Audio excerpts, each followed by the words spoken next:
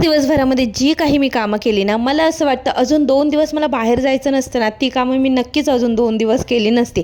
बघा काय ते सांगते. सगळ्यात आधी ना माझ्याकडे जे काही इडलीचं बॅटर होतं ना, त्याच्या मस्त दुपारी इडल्या बनवून घेतल्या आणि चटणीही बनवली. म्हटलं दिवसभरात जेव्हाही मुलांना भूक लागेल ना, इडली आणि चटणी त्यांना देता येईल.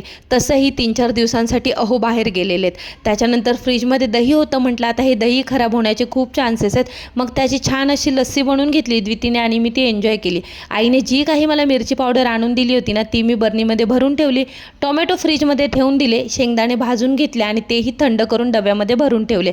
त्याच्यानंतर आता संध्याकाळ झाली होती. जी काही इडली उरली होती ना, ती मुलांना तर खायची नव्हती. म्हटलं चला या इडलीचं ना मस्त मसाला इडली बनवून घेऊया, म्हणजे ट्रेनमध्ये खायला उपयोगी पडेल. मसाला इडली बनवून घेतली, घर आवरून घेतलं आणि सगळं घर व्यवस्थित आवरून आम्ही निघालो होतो 2 दिवसांसाठी आईकडे जायला. मस्त ट्रेनमध्ये इडली एन्जॉय केली. चला तर भेटूया उद्याच्या व्लॉगमध्ये. होप सो हा व्हिडिओ आवडला असेल.